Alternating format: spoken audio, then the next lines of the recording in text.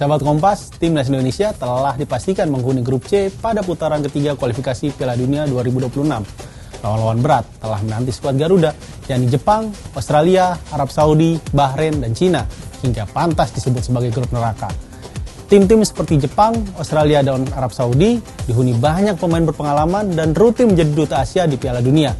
Ketiga negara itu pun berpartisipasi di Piala Dunia Qatar 2022. Cina juga pernah tampil di Piala Dunia 2002. Sementara Bahrain, meski belum pernah tampil di pentas dunia, masih membayangi Indonesia dengan kekalahan terburuk 0-10 pada kualifikasi Piala Dunia 2014. Jadi, bagaimana peluang Indonesia lolos dari grup neraka ini untuk selangkah lebih dekat ke Piala Dunia 2026? Kita simak di Bahas Peristiwa bersama saya, Emiksan Mahar, wartawan Desa Olahraga Harian Kompas dan Kompas.id. Di atas kertas, Indonesia paling sulit mencuri poin dari tim Jepang. Tim Samurai Biru adalah tim Asia dengan peringkat FIFA terbaik, yakni peringkat ke-17. Indonesia akan lebih dulu menghadapi Jepang di Stadion Utama Gelora Bung Karno, Jakarta, 14 November 2024 pada game kelima. Menilik sejarah pertemuan di ajang kualifikasi Piala Dunia, Indonesia pernah sekali bertemu dengan Jepang saat kualifikasi Piala Dunia 1990. Setelah pertandingan pertama berakhir imbang tanpa gol di Jakarta, Jepang membenamkan Indonesia 0-5 di Tokyo. Di era modern, Garuda sudah merasakan keganasan Samurai Biru pada fase grup Piala Asia 2023 di Qatar Januari lalu dengan skor 1-3. Merujuk rekor itu, jika Marcelino dan kawan-kawan mampu merebut 1 poin saja dari 2 duel melawan Jepang, sudah sangat membanggakan. Sementara itu, Cina dan Australia adalah tim yang paling sering dijumpai dibandingkan 3 lawan lain di grup C. Indonesia telah menghadapi 2 lawan itu pada 2 edisi kualifikasi Piala Dunia. Cina dihadapi pada edisi 1958 dan 2002. Menariknya, kualifikasi 1958 adalah partisipasi perdana Indonesia setelah mereka untuk tampil di pra Piala Dunia.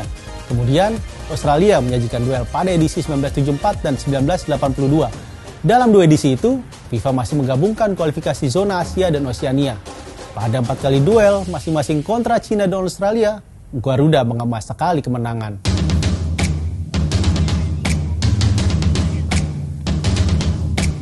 Sejarah kemenangan Indonesia atas Cina dan Australia tak lepas dari pengaruh 2 penyerang legendaris Indonesia. Legenda PSM Makassar, Ramang, mencetak 4 gol pada 2 laga melawan Cina pada Juni 1957. Adapun satu-satunya kemenangan Indonesia atas Australia terjadi di Jakarta pada 30 Agustus 1981 lewat gol tunggal legenda Persija, Risdianto. Melihat kondisi kekuatan terkini, Indonesia berpeluang mendulang poin dari Cina. Menang di Jakarta dan menahan imbang saat tandang di Cina adalah target realistis bagi anak asuhan Sinteyong.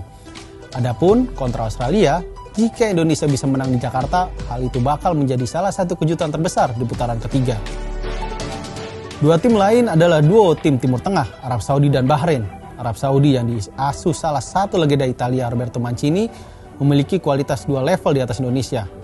Satu kesempatan Indonesia jumpa Saudi tercipta pada kualifikasi edisi 2006 yang dimenangkan Saudi dengan agregat 1-6.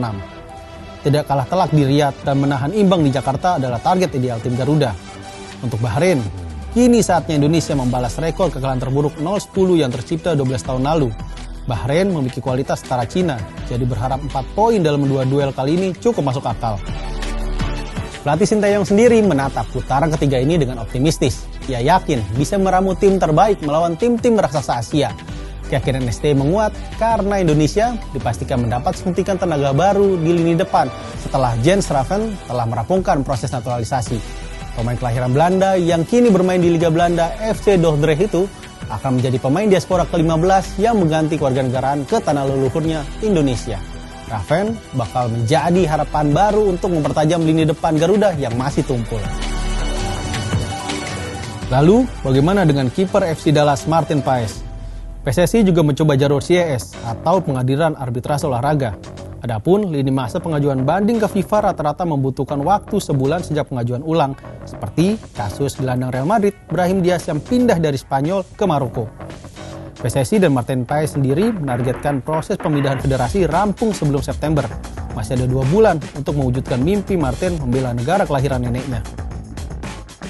Hanya saja, laga kandang pertama timnas Indonesia kontra Australia pada 10 September dipastikan tidak akan digelar di Stadion Utama Gelora Bung Karno, Jakarta. Kedatangan tamu negara Paus Fransiskus membuat timnas harus mengalah. Indonesia akan hijrah sementara ke Stadion Gelora Bung Tomo di Surabaya. Setelah itu, Indonesia akan kembali tampil di Stadion Utama Gelora Bung Karno, Jakarta untuk 4 laga kandang lainnya. Tentu, sudah ada harapan kondisi lapangan yang dikeluhkan pemain dan Sinteyong telah membaik. Pengelola Gelora Bung Karno telah mengganti total rumput dan diharapkan rampung dalam waktu 1 bulan. Performa dan kehadiran pemain-pemain yang berkarir di Eropa menghadirkan optimisme bagi Garuda untuk bersaing di putaran ketiga kualifikasi Piala Dunia 2026. Namun, jika mau realistis, sulit bagi Indonesia duduk di 2 posisi tertinggi untuk lolos langsung ke Piala Dunia 2026.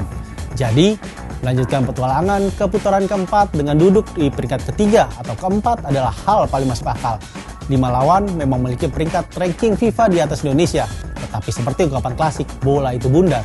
Tak ada yang tak mungkin dalam sepak bola. Sampai jumpa.